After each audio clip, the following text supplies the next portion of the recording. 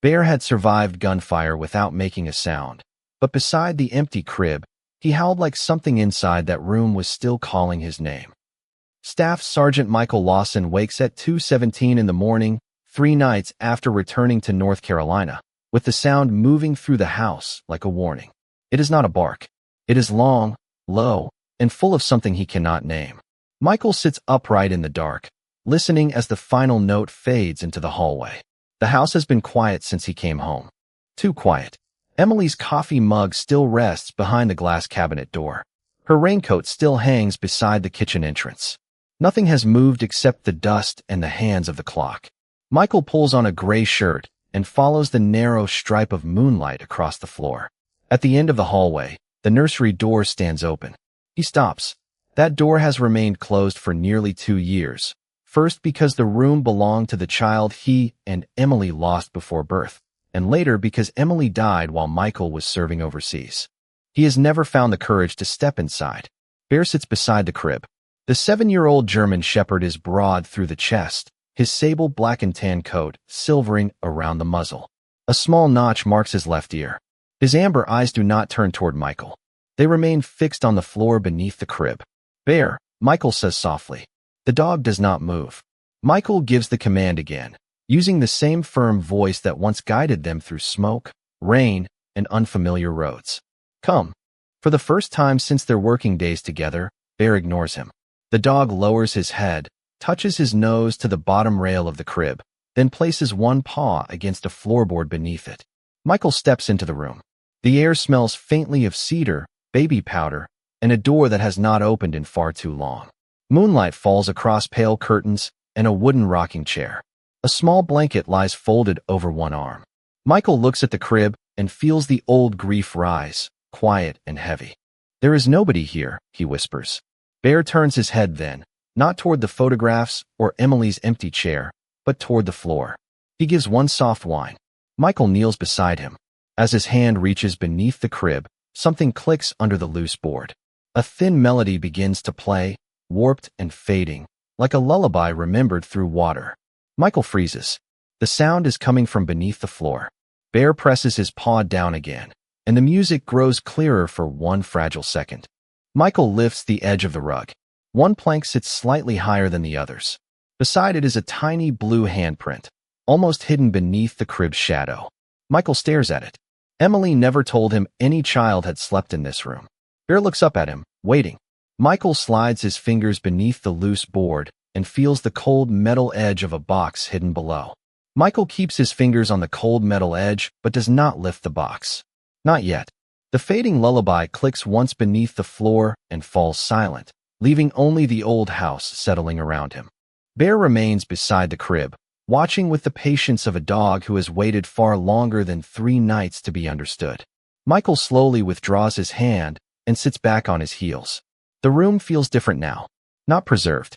Lived in. He notices what grief had hidden from him at the doorway. A shallow mark runs along the top rail of the crib, too small and uneven to come from furniture moving against a wall. Tiny teeth had pressed into the wood. Beneath the rocking chair lies a pale yellow pacifier, partly covered by dust, but still clean around the rubber edge, as though Bear once nudged it there. A bottle brush stands inside a ceramic cup near the window. On the dresser, an unopened container of baby lotion expired 11 months earlier. Michael touches the lid, then pulls his hand away. Emily had not simply prepared this room and closed it after their loss. Someone had used it. Someone had slept here, cried here, been held here. His chest tightens with a question he is almost afraid to ask. Who was she? Bear moves toward the small blanket draped over the rocking chair and presses his nose into the fabric. Michael lifts it. The cloth is soft from washing, patterned with faded white stars. A few sable hairs remain woven near the edge. Bear's hairs. He had lain here often enough to leave part of himself behind. Michael looks down at the carpet beside the crib and sees an oval patch where the fibers have been flattened by the weight of a large dog sleeping in the same place night after night. Bear was not visiting this room out of curiosity. He had kept watch here. Michael rises and scans the shelves. Wooden blocks. 2 board books. A stuffed rabbit with one ear bent forward. Then he sees the photograph lying face down beside a small lamp.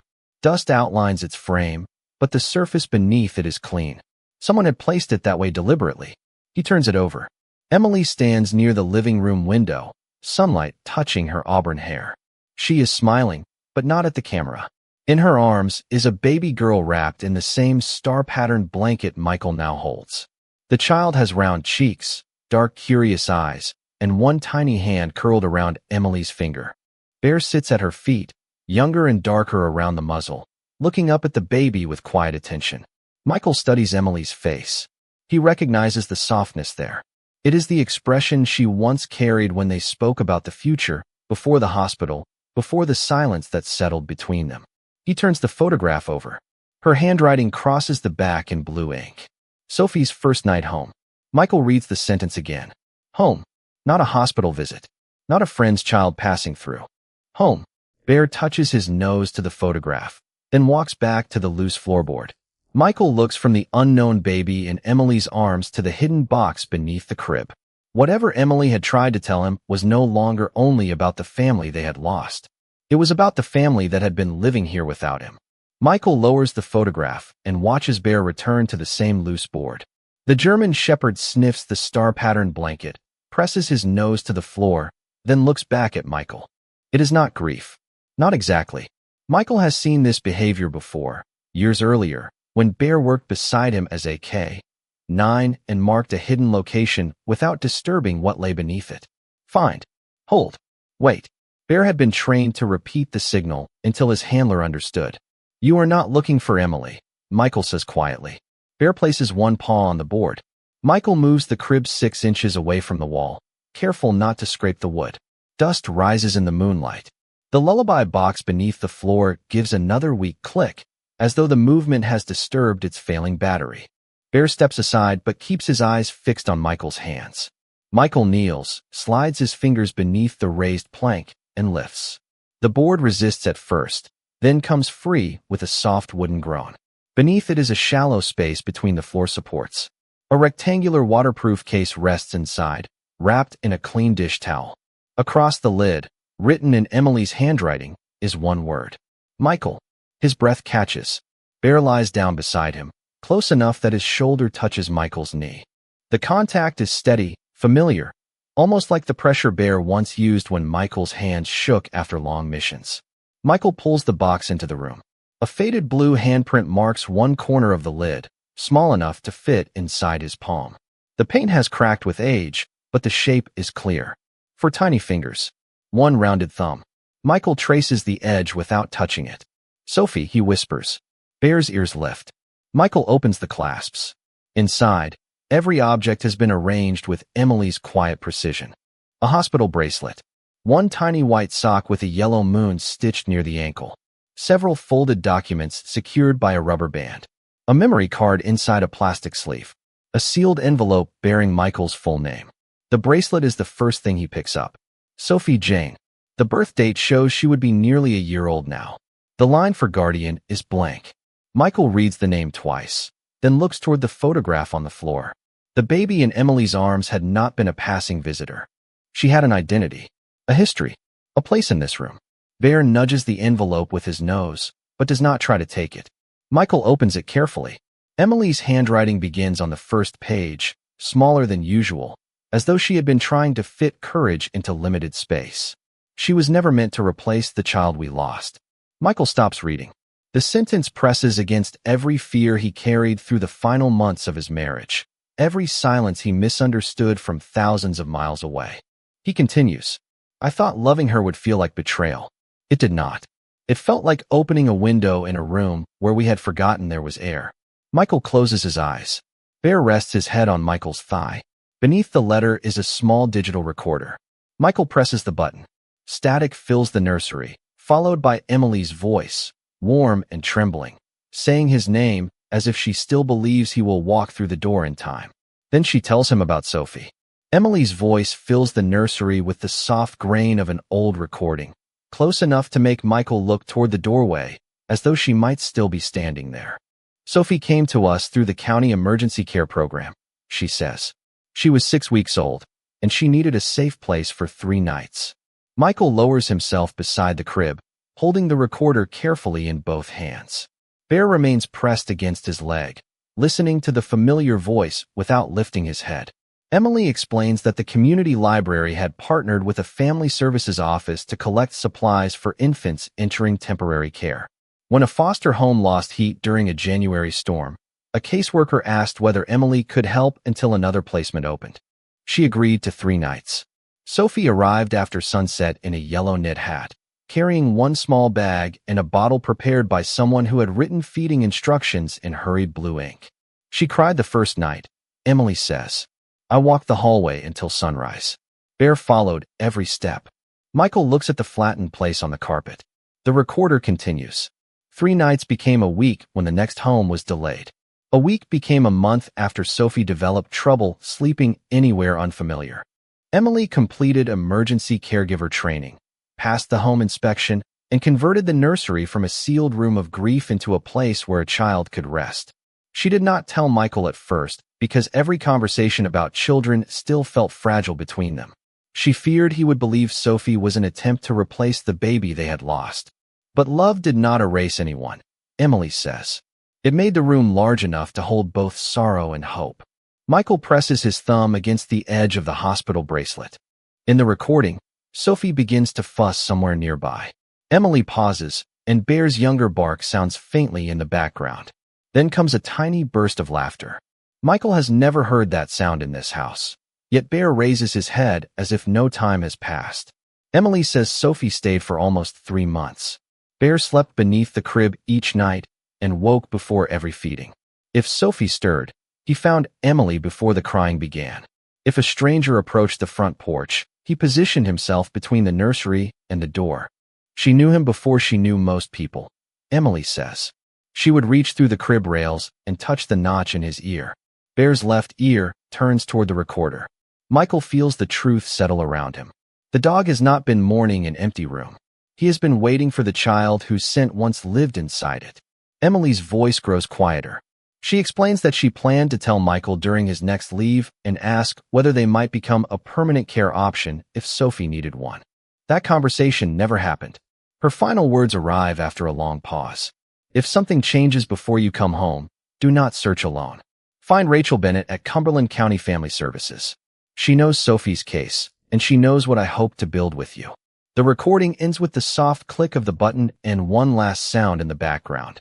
Sophie laughing as Bear's tail strikes the floor. Michael stares at the silent recorder. Beneath his hand lies proof that Emily had not been hiding another life from him. She had been trying to find a way back into theirs. By 8 the next morning, Michael is sitting in a quiet office at Cumberland County Family Services with Bear lying beneath his chair. Rain taps against the windows, soft and steady, while a wall clock moves through each second with unnecessary clarity. Michael has brought the waterproof box, Emily's letter, the hospital bracelet, and the photograph of Sophie's first night in their home. Across the desk, Rachel Bennett reads every page without rushing.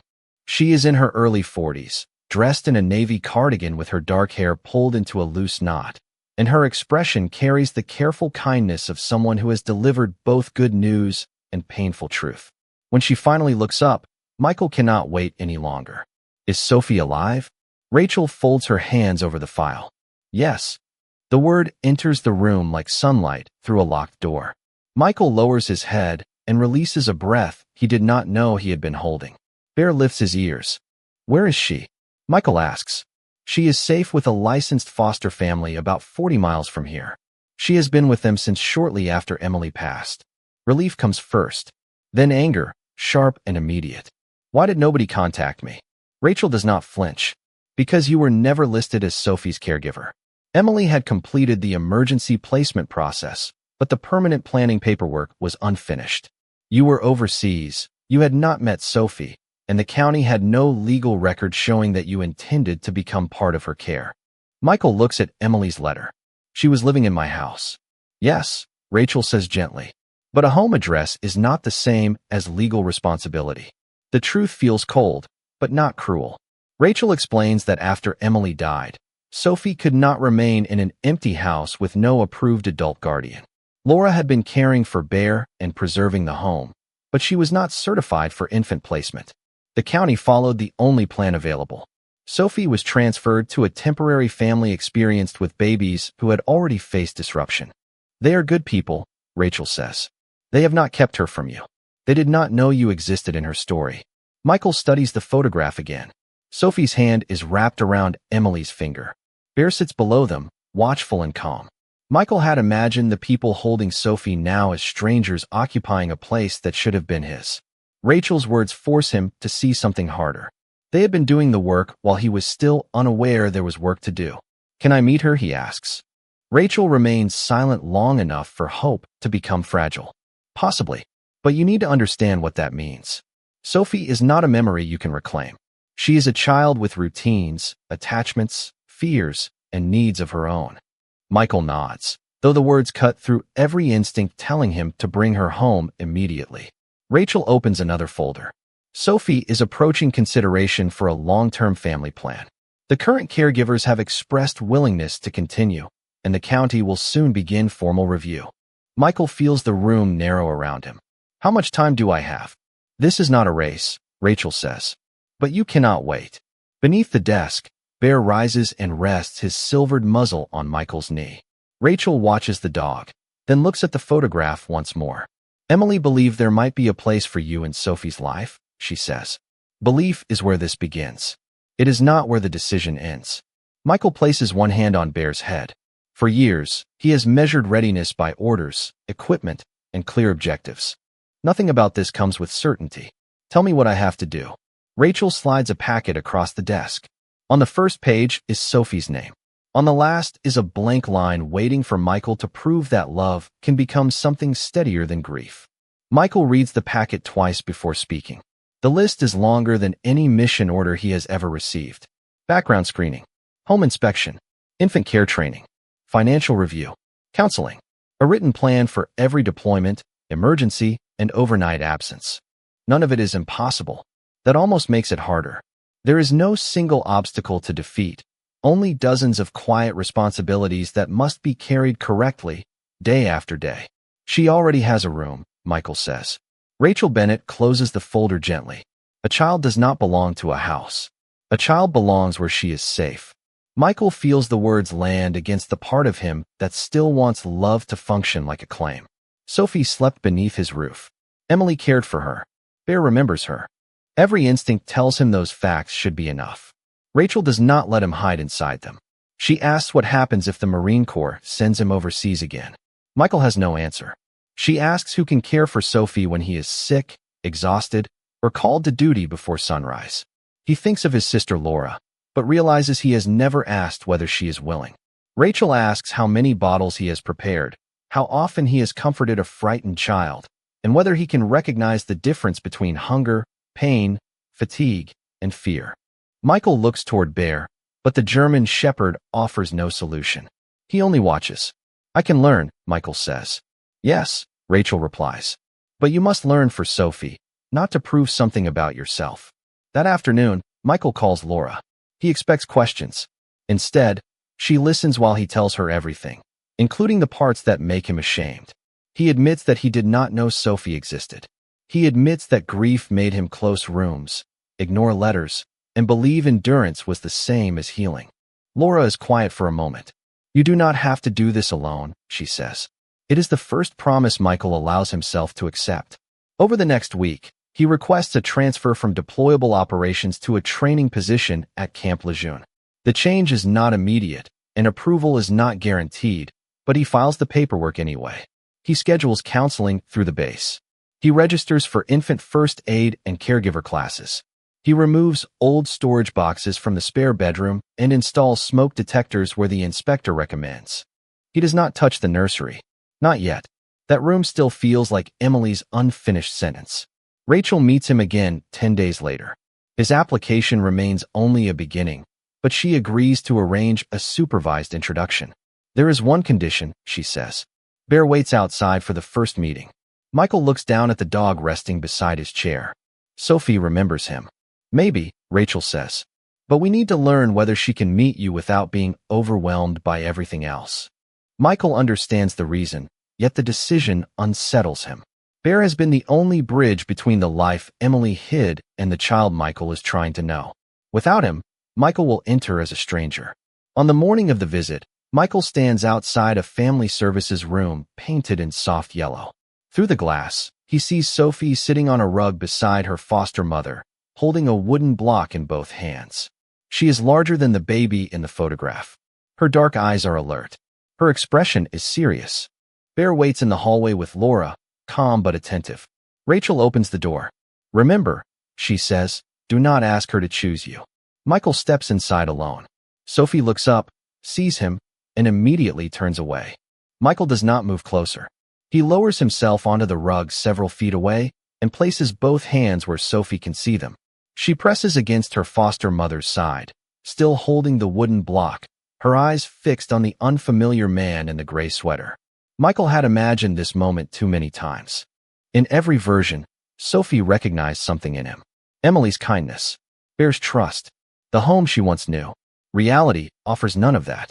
To her, he is only a stranger carrying a history she is too young to understand. "Hello, Sophie," he says softly. She turns her face away. Her foster mother, Anna, does not push her forward. She simply rubs the child's back and continues stacking blocks beside her. Michael follows their pace. He takes a red block, sets it on the carpet, and waits. Sophie watches from the corner of her eye. When he places a blue block on top, the tower falls. The sound startles her, and she begins to cry. Michael's first instinct is to reach out. Rachel's warning stops him. "Do not ask her to choose you." He remains seated. "It is all right," he says. "I am staying right here." The crying grows louder. In the hallway, Bear releases one low whine. Sophie becomes still. Her wet eyes move toward the closed door. Bear whines again, quieter this time. Sophie drops the wooden block and points. Anna looks at Rachel. Rachel waits, studying the child rather than the adults. "Bring him in on the leash," she says. Laura opens the door. Bear enters slowly beside her, his sable coat brushed clean, his silvered muzzle lowered, and the small notch in his left ear visible beneath the soft ceiling light. He sees Sophie immediately. His entire body changes. His ears lift. His breathing deepens. Yet he does not rush toward her. Laura loosens the leash, and Bear walks 3 careful steps into the room before lowering himself onto the rug. He rests his chin across his front paws and waits. Sophie stops crying. The silence that follows feels fragile enough to break beneath a breath. She studies the old German shepherd as though searching through a memory without words. Bear does not wag wildly or crawl closer. He allows her the distance. Sophie slides away from Anna's side and moves across the rug on unsteady hands and knees. Michael holds himself still. She stops 2 feet from Bear. The dog closes his eyes briefly, then opens them again. Sophie reaches toward his face, hesitates, and touches the notch in his left ear. Bear gives one soft sigh. Her fingers move along the familiar edge, tracing the same mark she once touched through the rails of the crib. Then she smiles. It is small at first, almost uncertain. Bear presses his nose gently into her palm. Sophie lets out a sound that becomes a laugh. Michael feels grief and hope meet inside his chest without either one defeating the other. Sophie leans against Bear's shoulder, and the dog remains perfectly still beneath her weight. After a moment, she looks toward Michael. Not with recognition. Not yet. But without fear. Michael picks up the fallen red block and places it between them. Sophie watches. Then she reaches for the blue one and sets it beside his hand. Bear's tail touches the carpet once. Sophie turns back to him and shapes a single soft sound. "Bear." The room goes quiet. Michael lowers his eyes, giving the moment to the child and the dog who remembered each other. When he looks up again, Sophie is holding out the blue block to him. The blue block becomes the beginning of something neither Michael nor Sophie is asked to name too soon. Their first supervised visit lasts only 40 minutes. The next one lasts an hour. Then 2. Michael learns that progress with a child is rarely dramatic. It lives in small permissions. Sophie lets him sit closer. She accepts a cup from his hand. She watches him tie Bear's rescue vest before a walk around the courtyard. Some days she reaches for him. Other days, she wants only Anna, and Michael learns not to treat distance as rejection. He keeps showing up. Every Tuesday and Saturday, he arrives 10 minutes early with diapers, snacks approved by Rachel, and no expectation that Sophie owes him affection. Bear comes when permitted, but he no longer enters first. Michael begins building a bond that does not depend on the German Shepherd carrying every difficult moment between them. At infant care class, he practices fastening a car seat until the instructor can no longer find an error. He learns how to warm a bottle safely, how to recognize an overtired child, and how to remain calm when nothing he tries seems to help. He attends counseling at the base and finally speaks Emily's name without turning every memory into punishment. His request for a training assignment near Camp Lejeune is approved, giving him predictable hours and ending the cycle of sudden deployments. Laura completes caregiver screening and turns her guest room into a safe place for Sophie, not because Michael expects failure, but because a family needs more than one dependable adult. Months pass. Spring softens into summer. During one visit, Sophie trips on the edge of a play mat and begins to cry. Bear lifts his head from across the room, but Michael reaches her first. He kneels without crowding her and opens his hands. Sophie looks toward Bear out of habit. The dog remains where he is. Then she turns back and raises both arms toward Michael. He gathers her carefully, feeling the small weight settle against his chest. She does not become Emily. She does not become the child he lost. She is simply Sophie, warm, frightened, and trusting him to stay. Bear's tail moves once against the floor. Rachel watches from the doorway, but says nothing. By late afternoon, Sophie falls asleep against Michael's shoulder while he reads the same board book 3 times. For the first time, Bear is not positioned between them. He lies near the window, eyes half closed, his work becoming quieter as Michael learns to carry what once frightened him. 2 weeks later, Rachel visits the Lawson house for another inspection. The smoke detectors work. The cabinets are secured. Michael has replaced the old crib mattress and repaired the loose floorboard without sealing away the hiding place beneath it. Emily's photograph now stands upright on the shelf. The waterproof box rests in a drawer, protected but no longer buried. Rachel walks through the nursery, then watches Michael prepare Sophie's evening bottle while Laura folds clean towels nearby. "You are not trying to preserve Emily's life exactly as it was," Rachel says. Michael looks toward the photograph. "I think she wanted us to keep living." Rachel closes her folder. The words she gives him are quiet, almost ordinary, yet they change the air inside the house. Sophie has been approved for her first overnight visit. That Friday, Michael places a small bag beside the front door. Bear sits next to it, alert and waiting. When Sophie arrives in Anna's arms, she sees Michael, smiles, and reaches for him before she looks for the dog. The first overnight visit begins without ceremony. Anna carries Sophie's small bag inside, reviews the bedtime routine with Michael, and kneels to say goodbye without making promises about when she will return. Sophie watches the front door close, then looks toward Michael with uncertainty. He does not tell her everything will be fine. He simply holds out his hand. "You can come in when you are ready." Bear waits beside the hallway, his sable body still and his amber eyes gentle. Sophie takes Michael's finger and walks between them toward the nursery. The room no longer feels sealed beneath grief. Michael has replaced the faded curtains with pale blue ones that move softly in the evening breeze. Emily's photograph stands upright on the shelf. The star-patterned blanket rests across the rocking chair, washed and carefully folded. Inside the drawer beneath the changing table, the waterproof box holds Sophie's hospital bracelet, the tiny sock, the recording, and every page Emily left behind. Michael no longer hides the past beneath the floor. He keeps it safe for the day Sophie is old enough to ask where her story began. Dinner is simple. Sophie drops peas from her tray, and Bear waits without stealing a single one until Michael gives him permission to clean the floor. Bath time takes longer than planned. The yellow pajamas are put on backward before Laura notices and quietly helps Michael correct them. Nothing happens perfectly. That becomes the gift of the evening. By 8:30, Sophie rubs her eyes and leans against Michael's shoulder. He carries her into the nursery while Bear follows at a respectful distance. The German Shepherd circles the familiar place beside the crib and lowers himself onto the carpet where his body once left a permanent hollow. Michael places Sophie on the new mattress and waits until her breathing settles. For several minutes, she grips his finger through the crib rail. He remains there even after her hand grows loose. When he finally steps into the hallway, fear follows him. He remembers every room that became empty, every goodbye that arrived before he was ready. He stands outside the nursery, listening for loss as though it might enter through the walls. Bear lifts his head and looks at him. Michael returns to the doorway.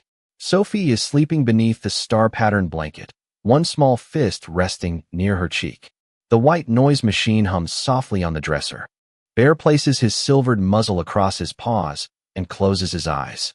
Midnight passes, then 1 o'clock. Michael wakes before dawn and walks down the hallway, expecting the long, sorrowful howl that once pulled him from bed. It never comes. There is only Sophie's quiet breathing, the gentle hum of the machine, and Bear's tail touching the floor once when Michael enters. Michael sits beside the crib. Morning light slowly reaches across the carpet and finds the repaired floorboard beneath his feet. Some homes are built from wood, paint, and careful plans. Others are rebuilt through patience, ordinary mistakes, and the courage to remain when love offers no guarantees. Bear did not lead Michael back to the child he had lost. He led him toward the family still waiting to be chosen. When Sophie wakes, she reaches through the crib rails.